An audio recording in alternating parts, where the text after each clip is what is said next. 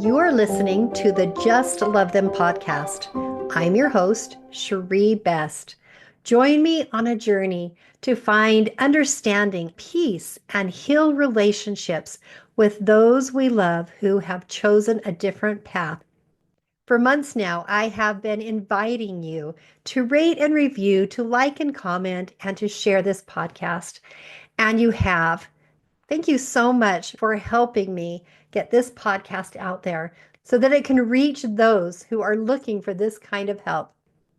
Have you ever wanted something and you've prayed and prayed and prayed for it and it's been really slow in coming, or maybe it never did come, or maybe it hasn't yet? I was going through a financial crisis. It had been a long financial crisis, not short lived, but long and recurring. I had prayed and prayed and prayed that this financial trial would be removed, that the things that were causing us financial stress would be taken away, that our finances would cover the things we needed them to. While I did see some progress, and I could definitely see God's hand in my life sustaining us from month to month, it wasn't what I really wanted. What I really wanted was abundance. What I really wanted was more than I needed. I know that God is an abundant God, and I just wanted Him to take the trial away, to bless us with all the money that we needed to resolve the financial problem, and to have life become easy and the pain of the struggle to be removed. But it wasn't. It seemed to go on and on and on, how some trials do that are really painful, just like when you have loved ones leave the church, right? This financial trial was very painful. And one day, after a sleepless night, I was feeling very raw, very early in the morning. And I was too tired because I hadn't slept for hours to get on my knees and to say a proper prayer. And so I just laid in my bed and I prayed and I just told God everything because I couldn't even be tactful. I couldn't even think what I wanted to pray for anymore. I just was so tired. And I just told God everything. I totally complained in detail about everything that was hard about my trial and how tired I was of waiting for so long and why couldn't He just fix it? I just complained and I complained and I complained. I wanted it to be gone. I wanted to have peace in this area. In my prayer, I didn't feel like God was frustrated with me. I didn't feel like He was condemning me. I didn't feel shamed. I felt peace. I felt like He was just listening, like He was patting me on the back and like a good father would, just listening and comforting me. And so I got up eventually and went on with my day and didn't think too much more about it until the next day when a thought from the Spirit dropped into my brain. And the thought was this: what if, what if instead of praying for the trial to be taken away, you were to pray to become who I want you to become through this trial? This thought somewhat startled me and scared me. To me, this idea felt like when you pray for patience and then you get all these really hard things happen to teach you patience. And I thought, I already am in the hard. I don't want to pray for something hard. I don't want to pray for something that's going to make my life even harder than it already is. And so I had to think about that. And I mulled over that whole day. I knew it was a prompting. That was definitely not my own thought. I talked to a couple people about it. I decided that since it was a prompting, that maybe I could pray to want to pray for that because I didn't want to pray for that. What I wanted to pray was for instant gratification and to be done with the painful trial. So I had to pray to want to pray to become who God wanted me to become through the trial. That wasn't what I really wanted to pray for. I just wanted it to be gone. Well, another 24 hours or so went by, and I pondered this some more and I talked it out some more. I came to a realization. I came to a realization that I wasn't trusting God, that I had assumed that because God had prompted me to pray for something, that that meant my life was going to get harder. That's a false thought. As I pondered about this, I realized that Heavenly Father doesn't allow us to go through our trials simply to let us suffer, simply to test how much misery we can endure. No, that there's not just pain for no reason. No parent would do that. There's always a purpose when God lets us suffer. There's always a purpose, usually multifaceted. The trial has purpose. The trial is about us becoming, not about us having.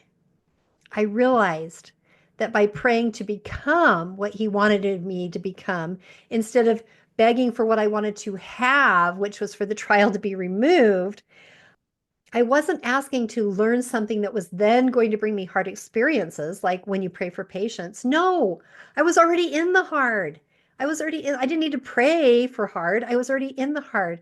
And what, by praying to become who God wanted me to become, I was actually asking to maximize what I was already experiencing, to actually learn it faster, to get through the trial faster, to become who God was trying to help me become. My merciful Father in heaven was trying to help me get through the trial faster by prompting me to pray for the right thing so that He could help me get there more quickly. Still, it took a couple of days for my heart to change because what I really wanted to pray for in my mortal man person self was I just wanted the trial to be gone. I wanted to be done. And finally, I was willing to pray instead that I would become who God wanted me to become through the experience.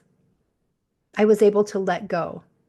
I was able to trust God, to surrender to God, to put my life, my growth, and everything into His hands and trust that He knows what I need and that He will help me in whatever way that looks like.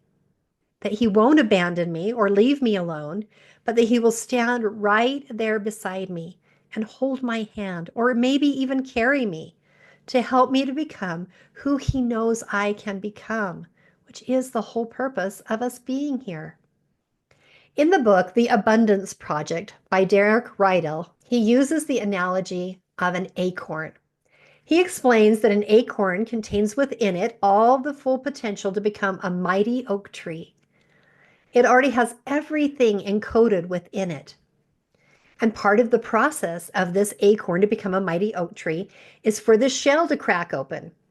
Now, if we're being a little bit silly and we imagine that the acorn has a human capability, we could imagine once it notices its shell is cracked, may call in the healers to try and heal the crack so that it can stay what it is. But the most that the acorn can hope for is to become the best acorn it can, but it can never reach its full potential inside that shell. It thinks it just wants to be the best acorn it can, but it doesn't realize that it has so much more potential if it will surrender to the growth process, if it will allow God to do His designed work. And so it is with us. Sometimes I'm just fighting so hard to keep that shell around me, to mend the crack in that shell, and to stay an acorn. I think many of us have a tendency to do that because it's familiar and we have no idea the potential that's inside of us and what God's plan for us is. Sometimes I also picture myself as a child and that I'm going through this experience, kicking and screaming and fighting, but not wanting to surrender to God's process. When I was little, I used to play this game with my dad when I was still little enough that I could be carried by him. And he would say, "It's time to go to bed, Cherie." He would pick me up off the couch, and I would do everything I could not to be carried to bed. I would grab the arm of the couch, I would grab the leg of the couch, anything I could do to keep from him picking me up and carrying me to bed. I would grab the door frame and hold on as tight as I could. I'd stick my foot out so he couldn't get me through the door. I would flail around and laugh and do all that I could to prevent him from putting me in my bed for the night. It was all in fun and games, and he was having as much fun as I was. But I look back now and I realize that sometimes when God is trying to take me somewhere that's going to be good, like a little child that needs its sleep so its body can rest and be restored, I, not in fun, am doing the same thing to God. I go kicking and screaming, trying to hold onto the door frame or stick my foot out so I don't have to go through the door. What I realize now is that all this does is slow down the process. It slows down the learning. It slows down me getting where I'm supposed to go. And because God is a good father, He's going to help me get where I need to go if I'm willing. He's also willing to let me go slow, kicking, screaming, holding on, and trying to stay where I am. My efforts just slow me down. If I cooperate, on the other hand, if I surrender to His will, if I go willingly and trust Him, I'm going to get to go to that good place so much faster. That's what I realize now, today, that I've never realized before. And what does all of this have to do with our loved ones leaving the faith? Don't you see?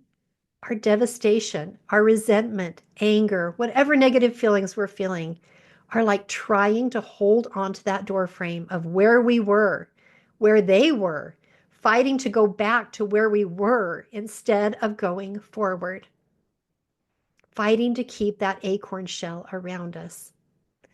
This prolongs the pain, the devastation, the frustration and anger, the embarrassment, whatever it is that we're feeling. It keeps us there longer. And I know that none of us want to stay in that place. Really, none of us want to continue to feel devastated.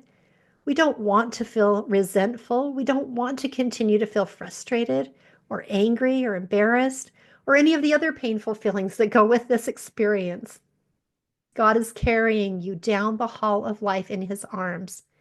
What if, instead of resisting, you were to snuggle into His arms, trust Him, and let Him carry you, trusting that He knows where He is taking you, trusting that He is helping you become who He knows you can be, a mighty oak.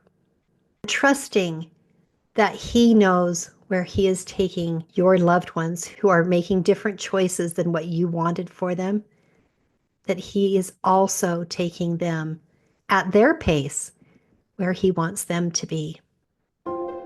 Please join me again next time for another episode of Just Love Them.